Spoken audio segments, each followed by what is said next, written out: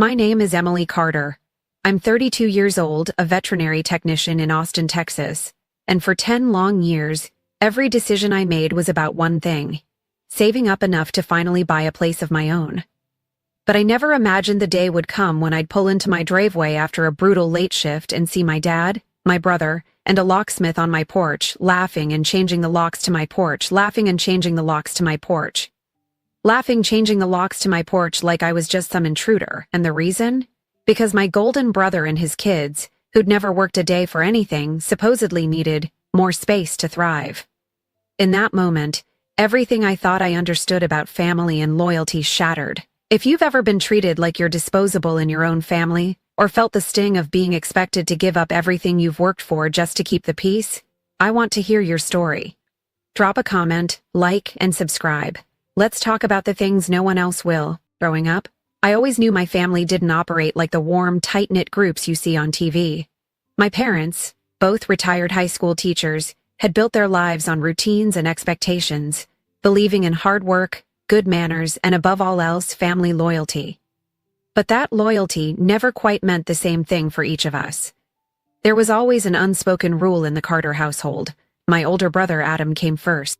I was the afterthought, the one meant to quietly fit around his needs and dramas.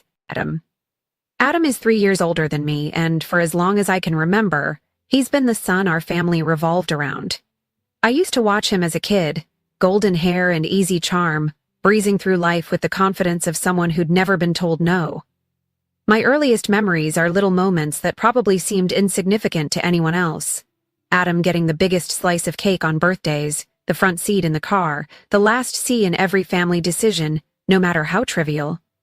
If he wanted something, it was just easier to give in. My parents, James and Linda, never admitted they had a favorite, but anyone could see it. My dad would light up when Adam walked into the room, asking about his latest project, congratulating him on whatever half-baked idea he was chasing that month. Mom, more subtle but just as complicit, always made excuses for Adam when he slipped up. "Boys will be boys," she'd say, or "Your brother just needs some time to find his way." When I got straight A's or brought home a painting from art class, the most I got was a distracted, "That's nice, honey." But if Adam scraped by with a C- in chemistry, it was met with proud applause and promises of a celebratory dinner. That kind of dynamic shapes you. I learned early on that the only person I could truly count on was myself.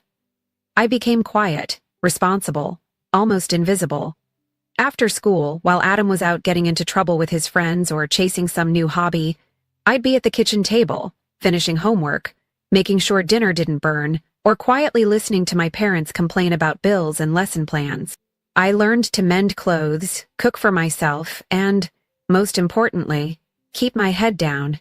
When it came time for college, there was no question Adam would get the Carter family support. He wasn't a bad student, but he lacked any real focus. His dreams changed every semester. First it was architecture, then business, then something about marine biology. Each switch came with new tuition bills and a mountain of supplies. My parents paid it all, no hesitation. "Your brother needs a chance to find his passion," Dad would say, writing another check.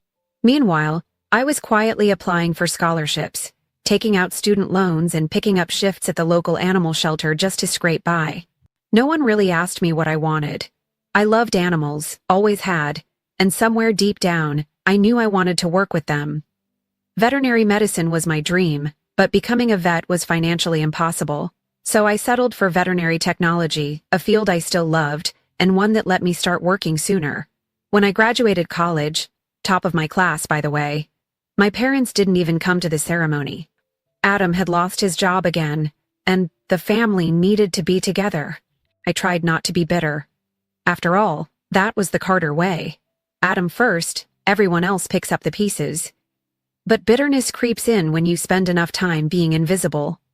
I remember sitting on the floor of my empty one-bedroom apartment after graduation, eating canned soup, and wondering how my brother could be living in our parents' newly renovated basement, driving a car Dad had co-signed, while I was rationing groceries to make rent. But the thing is, you get used to it. You build calluses around the wounds. You learn not to expect much. Instead, I funneled all that energy into work. I loved my job at the vet clinic more than anything. The days were long, messy, and often exhausting, but I thrived on the responsibility. The animals didn't care about family hierarchies or who was the favorite. They needed kindness, patience, and a steady hand. Things I had in abundance. I worked double shifts, volunteered for the hardest cases, and put every extra dollar into savings. My dream was simple. I wanted a place of my own.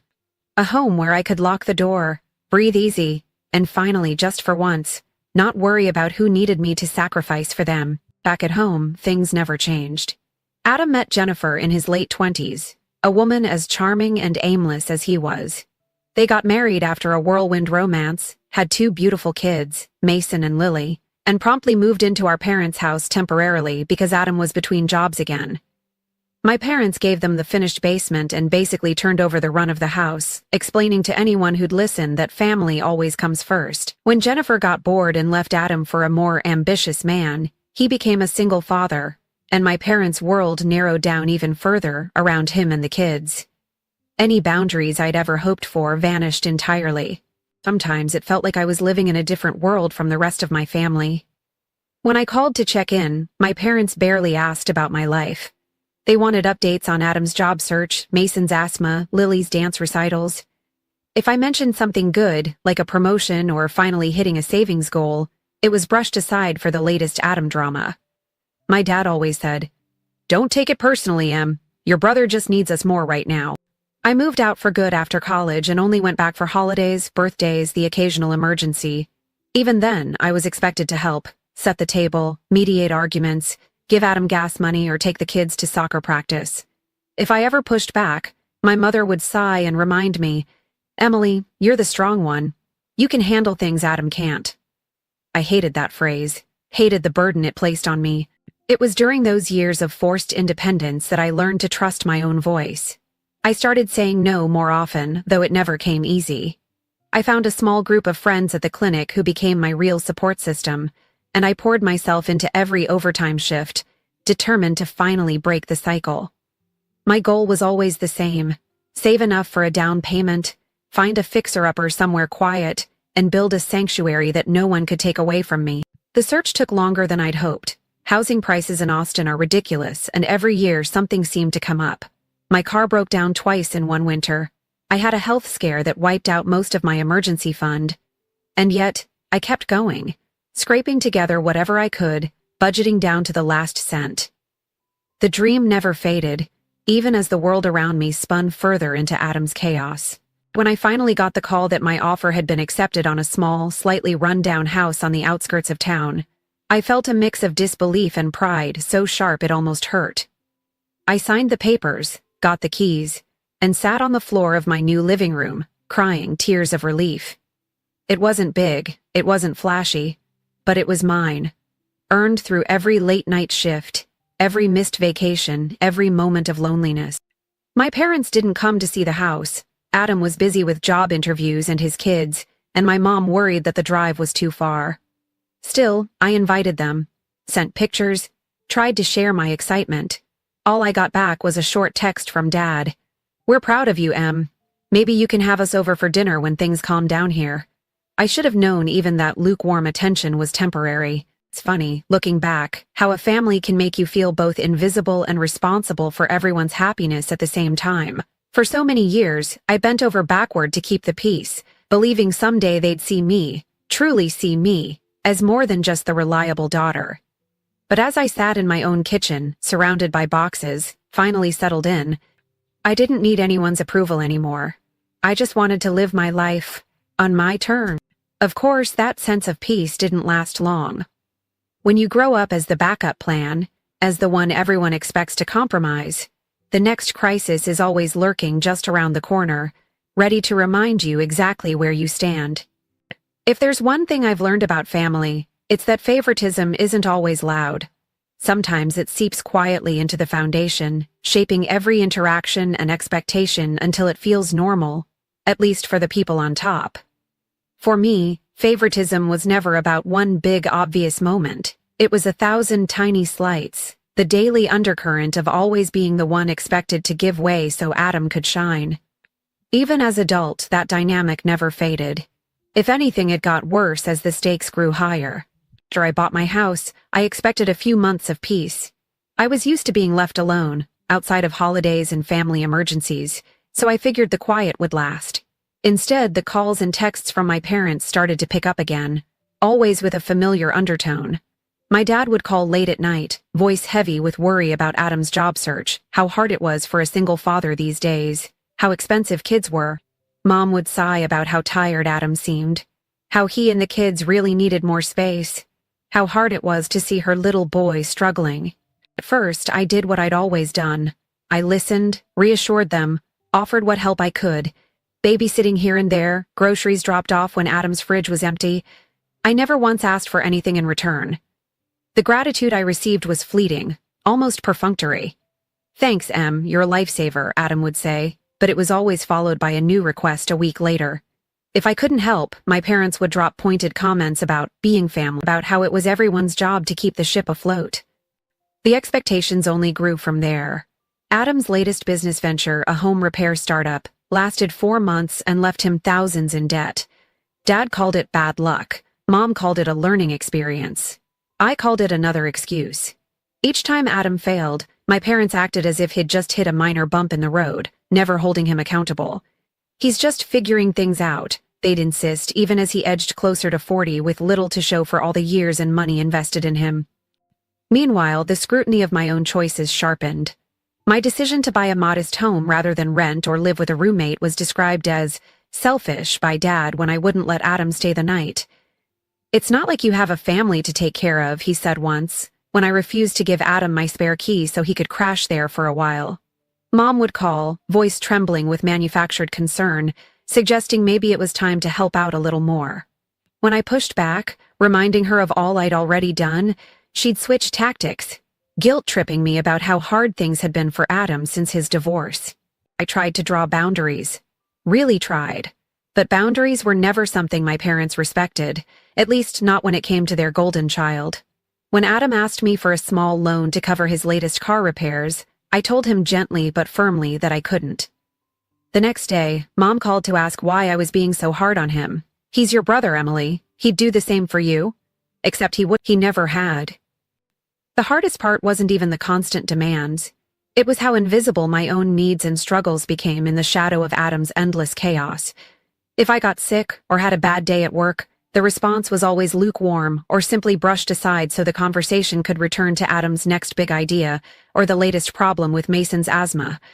Once, after a 12-hour shift and a fender bender on my way home, I called my mom just to hear a sympathetic voice. She answered, listened for maybe 2 minutes, then sighed. "Well, at least you have your health." Poor Adam. He's so overwhelmed with the kids lately. Resentment crept in, ugly and persistent. I tried to bury it, to remind myself that family is supposed to help one another, that maybe I was just being oversensitive. But then came the moments that left no room for interpretation, like the time Adam threw a birthday party for Lily at my house without asking, sending a group text inviting our entire extended family before I even knew about it. My parents acted like it was only natural for him to use my space. When I protested, Dad accused me of making everything difficult. It became clear that, in my family's eyes, everything I earned, my home, my time, even my peace, was community property, to be distributed according to Adam's needs. No one asked me if I wanted to spend every weekend babysitting, or if I minded being the emergency contact for his kids' school. I was simply expected to do it. Adam, for his part, acted like it was all perfectly fair. "It takes a village, Em," he'd say, never acknowledging the elaborately entangled webs. Whenever I tried to talk about how I felt, my parents would quickly steer the conversation back to Adam's difficulties, using his kids as shields. "Think of Mason and Lily," Mom would plead. "They deserve every chance. Don't you want them to have a stable home?" The implication was clear. My reluctance wasn't just selfish, it was cruel. There was always an excuse for Adam's missteps. When he maxed out a credit card, it was because he's just bad with money, not irresponsible. When he lost another job, it was because the boss didn't appreciate his creativity. Each time, my parents found someone else to blame. If I ever suggested that Adam needed to learn from his mistakes, the backlash was immediate. "That's not very supportive, Emily," Dad would scold. "Family doesn't turn their back." The worst part was the growing sense that I didn't belong in my own story. At work, I was respected, relied upon, even loved by the animals I cared for and the people I worked with. At home, I was the backup plan, the one expected to catch Adam every time he fell, even if it meant falling myself. My friends saw what was happening long before I did. They'd listened to my stories, shaking their heads in disbelief. "You can't keep doing this, Em," my friend Sarah told me one night over takeout. "It's not your job to save your brother. Your family treats you like a safety net, not a person." I wanted to believe she was wrong, that it was just a rough patch, but as the months wore on, I started to realize that the pattern wasn't changing because no one else had a reason to change. Adam's sense of entitlement only grew. He'd show up at my house unannounced, let the kids tear through my living room, and help himself to whatever was in the fridge. He'd leave dirty dishes in the sink, wrappers on the coffee table, and occasionally borrow small things. Mom and Dad always took his side. If I locked my doors or ignored his calls, they'd accuse me of holding a grudge, or turning my back on family. I stopped inviting them over as often, not because I didn't want to see them, but because every visit came with a new request, a new expectation that I would give up something for Adam's sake. Despite all of this, I kept hoping things would change.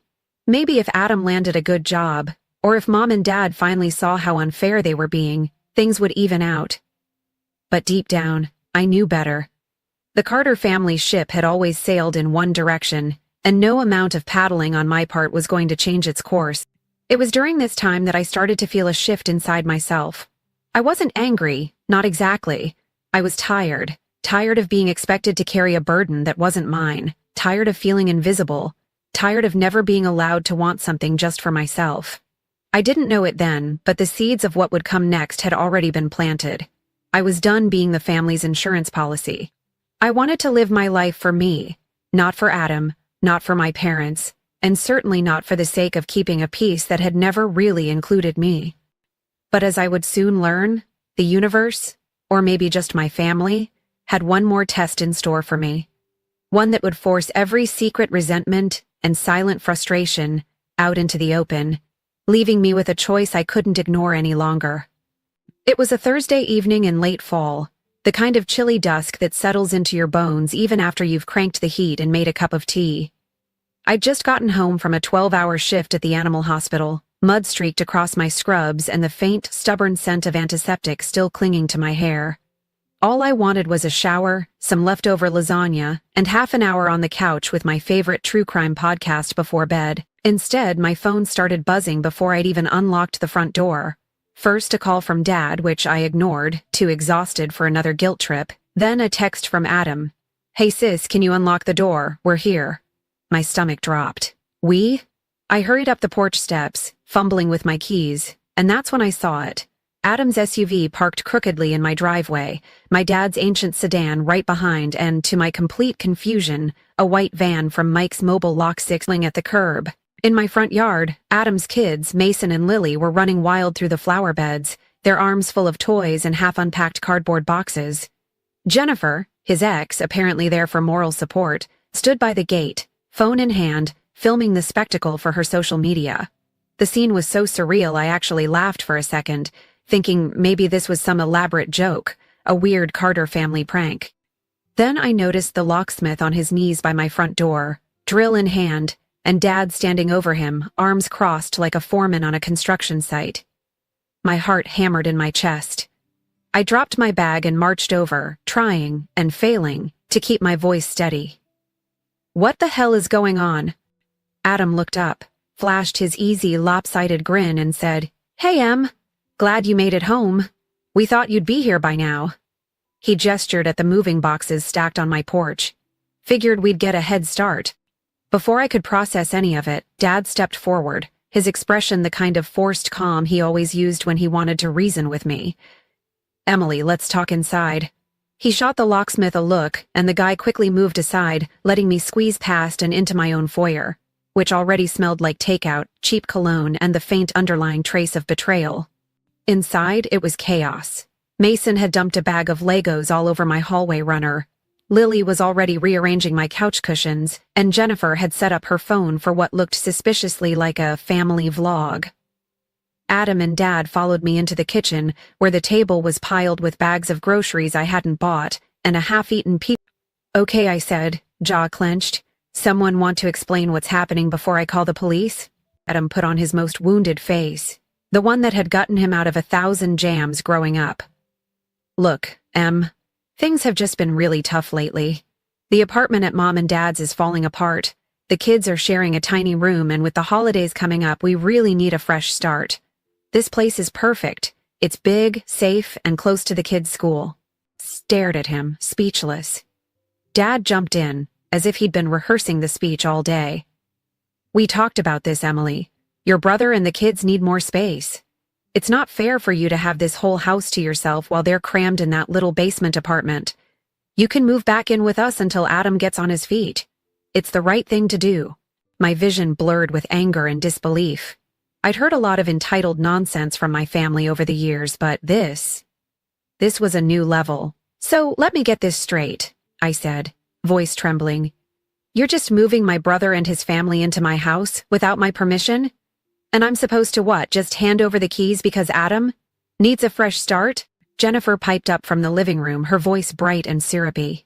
We'll only be here a little while, Em. Just until Adam gets that new job sorted. The kids are so excited. They even picked their rooms already. Mason and Lily, as if on cue, squealed and ran up the stairs. Dad ignored my question entirely. It's just temporary, honey. You're young, single. You don't need all this space. Besides, family comes first. That's what we've always taught you. I felt the old shame flare up inside. The same shame I'd felt as a child for wanting something just for myself. The same guilt they'd used for years to keep me in line. But now, as I looked around at the chaos in my kitchen, my home, I felt something stronger. Resolved. I'd worked for everything in this house. The sweat, the overtime shifts, the endless budgeting. All of it was mine. No one had a right to take it away. I squared my shoulders and forced my voice steady. You don't get to make this decision for me. This is my house. I pay for it, I live here, and I decide who stays under this roof. I'm sorry if that's hard to hear, but that's the truth. Adam's face fell. He tried to rally, glancing at Dad for backup. Come on, Em. Don't be like that. It's not like we're strangers. We're family. You know I'd do the same for you. He actually said it with a straight face, as if years of asking for favors and never returning them had never happened. Really? I snapped, my patience gone. Because as far as I remember, every time I needed help, I had to figure it out myself. And every time you needed something, the whole family jumped to your rescue. Dad's jaw tightened. That's enough. We're not here to argue. We're here to support each other. Adam's kids need stability. You can make new arrangements. A bitter laugh escaped me. You mean move out of my own home and let you all move in? That's not supporting each other. That's taking advantage. Suddenly, Adam pulled out his phone and started filming, narrating for his followers about how sometimes family means making sacrifices, and how grateful we are that my amazing sister is helping us through a rough patch. Jennifer smiled and waved at the camera, and the kids shouted, "Hi, Grandma! Hi, Grandpa!" from upstairs, snatched the phone out of Adam's hand and turned it off. You don't get to spin this for likes. If you don't leave, I will call the police. I am not giving you my house, not for a month, not for a week, not for a single night. Dad's voice rose, stern and threatening. If you do this, Emily, you'll regret it. Don't think we won't remember who stood by the family and who turned their back. This house isn't more important than your own brother and his children. The silence that followed was heavy, thick with accusation. Adam's kids ran down the stairs, Mason clutching a model airplane, Lily dragging my throw blanket behind her. The sight of them, innocent, oblivious, caught in the middle, made my chest ache. But I couldn't let their presence soften me. I walked to the front door, opened it wide, and gestured for everyone to leave. I'm serious. Get out. Take your things and go back to Mom and Dad's. I'm done being the backup plan. Dad stared at me, a mix of anger and disbelief on his face, while Adam looked almost wounded, as if he truly couldn't comprehend why I wasn't giving in. Jennifer grabbed her bag, muttering about how some people just don't get family. One by one, they shuffled out. The locksmith lashed, glancing at me apologetically as he packed up his tools.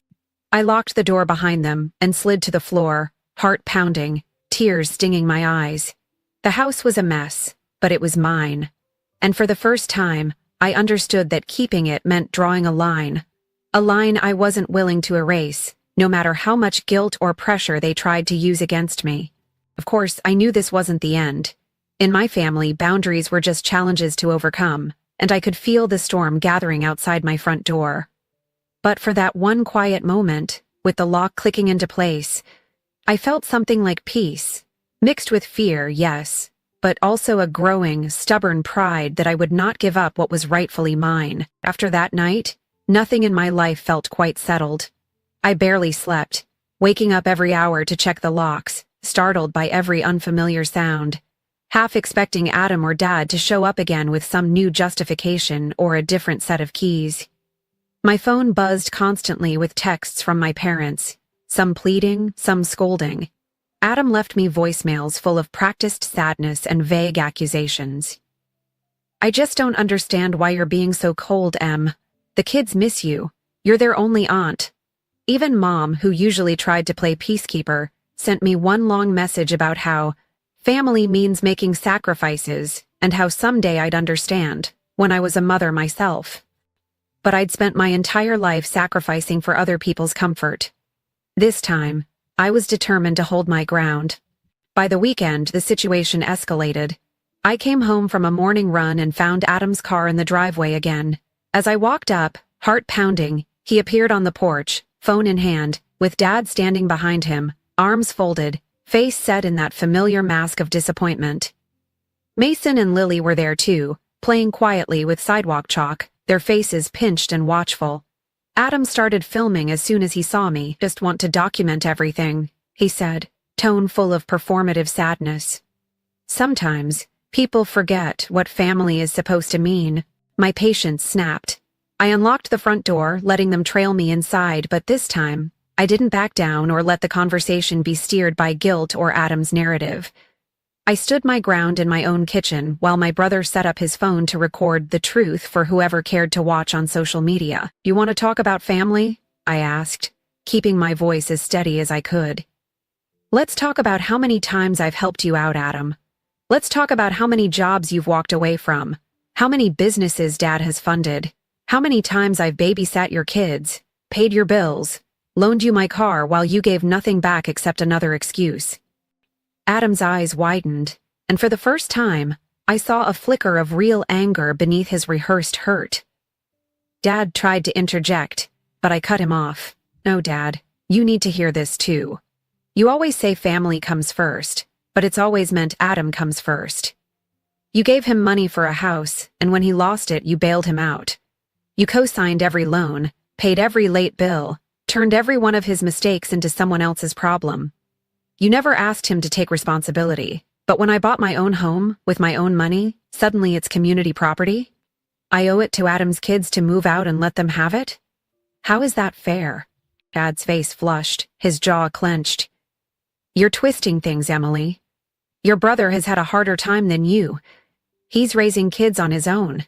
Because Jennifer left when she realized she was parenting 3 children, not 2, I shot back. And I'm tired of being punished for being the reliable one. I love Mason and Lily, but I am not their mother. I am not your insurance policy. I am not Adam's emergency exit. I am your daughter, and I deserve the same respect and boundaries as anyone else in this family." Adam bristled, muttering something under his breath about selfishness. But I pressed on, voice rising. "Do you want to film this for your followers, Adam? Then let them see the truth. I have every document for this house. My pay stubs, my loan agreements, the title deed in my name, the receipts for every repair. You want to talk about sacrifices? I spent 10 years saving every extra dollar, working double shifts, fixing this place up with my own 2 hands, while you lived in Dad's basement and played on. I pulled out a folder I'd prepared, call it paranoia, or maybe just self-preservation, containing copies of every legal paper tied to the house. I laid them out on the kitchen table, letting the camera see every detail. You don't get to rewrite this story. You don't get to cast me as the villain for protecting what I've earned. You don't get to take the last thing I built for myself and claim it's just for the good of the family." For a moment, the only sounds were the kids giggling faintly in the next room, and the hum of Adam's phone as it streamed my words live. Then Adam turned the camera on himself, adopting a look of deep injury. "I never asked you for everything, Em. I just needed help. You're making it sound like I'm some monster." "You're not a monster," I said, my voice softer but firm. "You're my brother. But you're also an adult, and it's time you start acting like one. I'm not moving out. You're not moving in. And if you try to force your way into my life or my home again, I'll do whatever it takes, legally and publicly, to defend my—" Dad looked at me, eyes hard. "If you walk away from this, don't expect us to be there for you. We have to protect Adam and the children." I laughed, a sharp, wounded sound. "When were you ever there for me, Dad? When I was sick and alone in college and couldn't afford medicine? When I worked holidays because you wanted to keep Adam's kids happy? When I bought this house and invited you to see it, and you didn't even call back? I've already learned how to be alone. I'd rather stand by myself than let you take one more thing from me." There was a strange stillness in the kitchen. For a heartbeat, I saw the truth settle in my father's eyes, a brief glimmer of recognition that maybe, just maybe, I wasn't the problem here. Adam didn't look at me. He focused on his phone, typing furiously, no doubt spinning a new story for social media about his cruel sister. Dad collected his coat, motioned to Adam and the kids, and left without another word. After they were gone, my phone blew up with texts and angry voicemails from relatives, some furious, some supportive, but all suddenly aware that the family's dirty laundry had been aired for the world. Some distant cousins messaged to say they admired me for standing up for myself. Others called me heartless, but for the first time, I didn't care. I felt an aching relief, a release, as if I'd just dropped a load I'd carried for decades. The truth was out. The story could no longer be rewritten without my voice in it. That night, I changed every lock on my doors, put the folder of documents in a safe, and sat at the kitchen table, staring at the silence. It wasn't just about the house anymore. It was about reclaiming my own story, refusing to be erased or recast as the villain because I finally dared to draw a line. The next chapter would be mine to write. You never think you'll have to defend your right to your own home from your own flesh and blood. But by the next week, I realized my family's boundary issues were about to spiral into something far bigger and far uglier than just bruised feelings and social media drama. It started with a letter wedged into my mailbox on a Tuesday morning between junk flyers and a coupon for the pet store. The envelope was heavy, the handwriting formal. Inside, a legal notice. Notice of intent to establish residence and claim custodial priority for minor children, it read.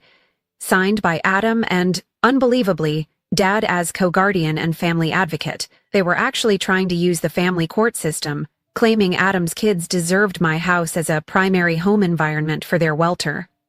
My first reaction was disbelief. My second was a cold, shaking anger that nearly made me drop the paper. That same afternoon, Adam posted a long, self-pitying essay to his social media, tagging family and friends, describing how his sister was keeping his children homeless and blocking access to their birthright. People started to comment, sharing horror stories about greedy siblings and heartless family members. Some messages in my inbox were outright cruel. One aunt asked how I could live with myself knowing I was breaking up a family. My phone rang every hour with numbers I barely recognized. My mom left voicemails pleading with me to just let this go before it gets worse. But I knew exactly what was happening. Adam and Dad were trying to shame me into submission, and when emotional pressure failed, they'd weaponize the law. It was a Carter family classic: if you couldn't win through guilt, win by force. I spent that night hunched over my laptop, searching tenant laws, home ownership statutes, and every relevant local code I could find. The next morning, I met with a lawyer, a no-nonsense woman named Monica, who listened to my story without flinching, only nodding as I detailed every temporary stay, every manipulation, every paper trail I'd kept since closing on the house.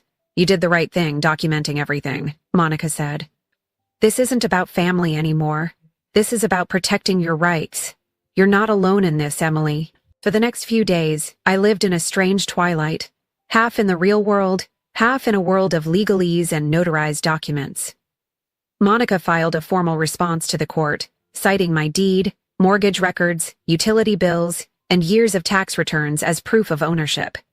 She sent a cease and desist letter to Adam and Dad, warning them that any attempt to forcibly enter or change the locks again would result in criminal trespass charges. She advised me to get a security camera system, and by the following Friday, I had 2 cameras covering every entrance, one visible, one hidden. But my family didn't back off. That weekend, I came home from work to see Adam's car parked out front again. This time, he was in the company of a man in a cheap suit and an overconfident smile, a family advocate from some mediation agency Adam had hired, probably with Dad's money. They knocked at my door, waving folders and pamphlets. I answered, camera rolling, and told them flatly that my lawyer would handle any communications from now on. Adam tried to look wounded, asking if the kids could at least say goodbye to the house. The advocate gave me a rehearsed speech about the best interests of the children. I didn't budge. The best interest for everyone is respecting legal boundaries, I said, and shut the door in their faces. The next escalation was pure Adam. A locksmith's van pulled up one afternoon while I was at work, neighbors watching in confusion as Adam tried to have my locks changed for the children's safety. My neighbor Carla, who'd been following the drama, called me at work, and I immediately called the police. By the time I got home, 2 officers were waiting on my porch with Adam, the locksmith, and Dad all arguing on the step. The police listened to everyone's story, then looked at the deed in my name and Monica's neatly prepared documentation. "This is a civil matter," one officer said, "but you can't change locks on someone else's property. Sir, you'll need to leave." Adam protested, his voice trembling with real frustration now. "But it's my family's house." The officer shrugged. "Not according to the county." Adam stormed off, Dad in tow, as the locksmith hastily apologized and left. But the confrontation had rattled me. That night, Monica called to say that Adam had tried to file an emergency order, claiming I was harassing his children and putting them in emotional distress. She was almost amused at how clumsy the paperwork was, but warned me that family courts can be unpredictable. "Keep your head down, keep everything documented, don't engage unless you have to." Storm online only worsened. Adam's homeless dad saga went semi-viral, shared by some parenting group on Facebook, and for days I received hateful DMs and even a few thinly veiled threats. My resolve was tested every time a stranger called me a monster, every time a friend from high school messaged, "Is it true? Did you really kick out your brother's kids?" I tried to remember Monica's words. Protect your rights, don't engage, document everything. But the weight of isolation was crushing. Then karma started to shift. Monica discovered Adam and Dad had forged part of their legal claim, listing Adam's official residence as my address for months, even though I'd never consented. The paperwork included fake utility bills and a doctored rental agreement supposedly signed by me. Monica sent all of it straight to the judge, along with a timeline of every incident, social media post, and police report. The judge scheduled an emergency hearing, and Adam was served papers to appear in court. In the courtroom, everything changed. Monica argued my case with cool, measured precision, presenting my deed, payment records, security camera footage, and, most damning of all, the forged documents. The judge's face darkened as he read the evidence. Adam tried to interrupt, claiming he was just trying to keep his kids safe, but the judge shut him down, reminding him that perjury and forgery are criminal offenses. Dad stammered through his own testimony, but under questioning, admitted they'd only wanted to give the kids a good life, not realizing how far things had gone. The judge ruled decisively in my favor. All claims to my home were dismissed. Adam and Dad were ordered to cease any further contact regarding my property, and the forged documents were referred to the district attorney's office for criminal investigation. The hearing was short, but its impact felt seismic. For the first time, Adam and Dad had to face consequences not just from me but from the law itself. News of the court ruling spread quickly through our family network. Suddenly, those relatives who had scolded me went silent, or even sent tentative apologies. The Facebook hate posts slowed, then disappeared. Even Adam's social media supporters began to ask uncomfortable questions about why a judge would rule against him if his story were true. That night, I sat on my porch with a cup of tea, listening to the hum of cicadas and watching the lights from my security cameras blink gently in the dark. I was still shaken by the ordeal, but for the first time, I felt something like justice. The law had drawn a line my family couldn't cross. Not with guilt, not with force, Not with another story about— It wasn't about revenge. It was about self-respect. About finally being allowed to choose myself after a lifetime of being told that wasn't allowed. Karma had arrived, not as some grand cinematic punishment, but as the simple, quiet affirmation that I was right to stand my ground.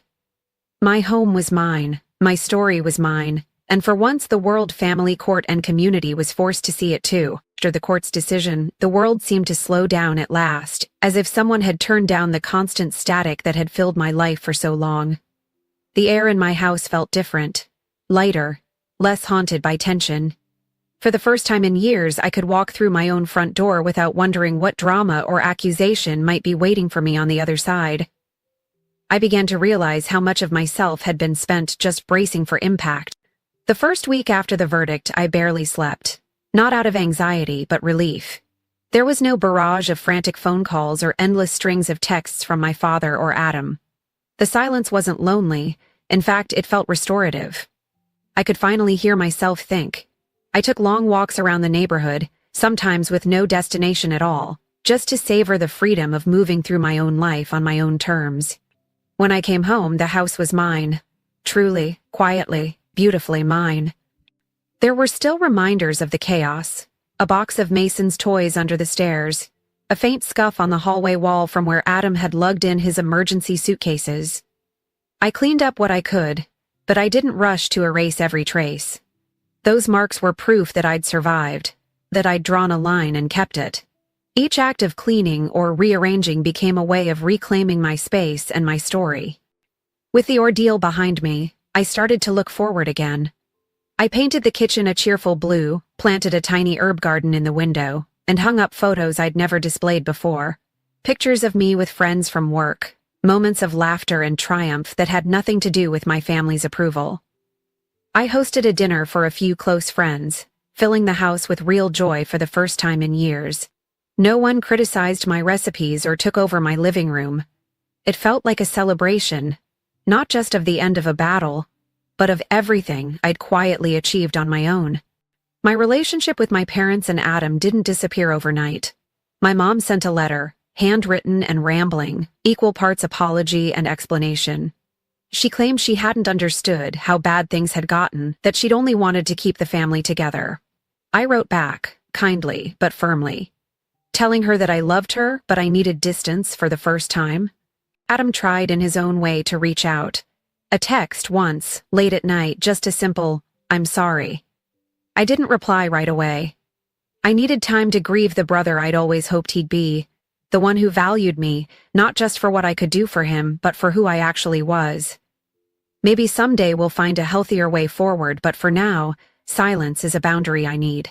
I also learned something about support.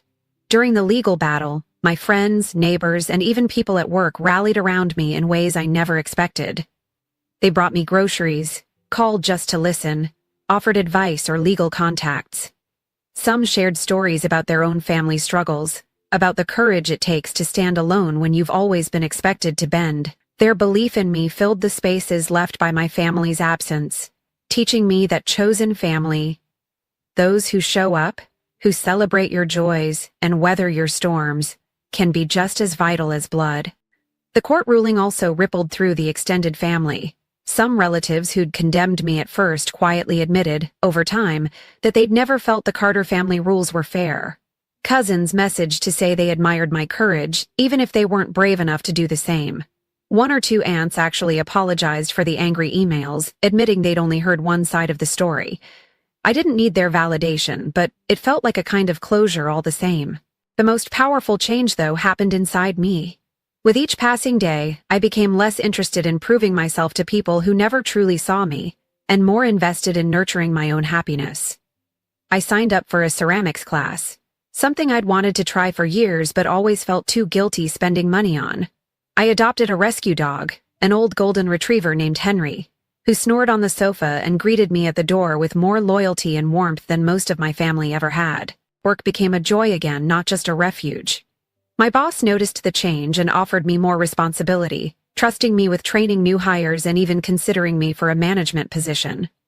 I realized I'd spent years letting my family's drama define me, weighing down every step with guilt and the fear of being too much or not enough.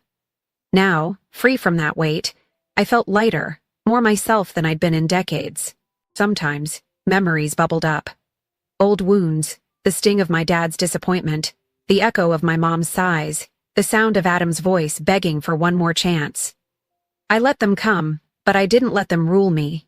Instead, I remembered all the times I'd stood up for myself, all the moments I'd chosen what was right for me even when it was hard. I started to trust my own instincts, to believe that my worth didn't depend on someone else's approval, even if that someone was my own family. The truth is, family can be complicated, even heartbreaking. But setting boundaries, refusing to be erased or exploited, can be a radical act of love for yourself. I finally understood that letting go of old roles and expectations didn't mean I was giving up on my family. It meant I was giving myself a chance to heal, to grow, and to finally become the person I was always meant to be. As spring arrived in Austin, sunlight poured through my windows, and I realized I was, at last, at home. Not just within these four walls, but within my own heart and life. My story wasn't about the house, or the fight, or even about Adam and my parents. It was about choosing myself, and discovering that, in the end, that was more than enough. I no longer needed to ask for permission to exist, to take up space, to keep what was mine. I no longer felt guilty for saying no, or for putting my own happiness first. I was proud, not just of what I'd survived, but of how I'd transformed that survival into something strong and beautiful. For the first time, I was my own anchor, my own safe place. And with that, I was finally free. Thank you for staying with me until the end of my story. If you've ever been made to feel guilty for protecting what you've built or for setting boundaries with family, I hope you know, you're not alone. For too long I believed that being a good daughter meant sacrificing my own happiness for someone else's comfort. But I've learned that true love never requires you to lose yourself, your home, or your peace. If you're the one who always picks up the pieces, remember, you deserve respect, and you have the right to say no. Standing up for yourself isn't selfish, it's necessary. The pain of being misunderstood by family will pass, but the pride you feel for choosing yourself will last. If my story resonated with you, or you have your own experience to share, please drop a comment below. I'd love to hear from you. And if you want to support more honest stories like this, please like, share, and subscribe. Remember, your worth isn't defined by how much you give up, but by how bravely you honor yourself.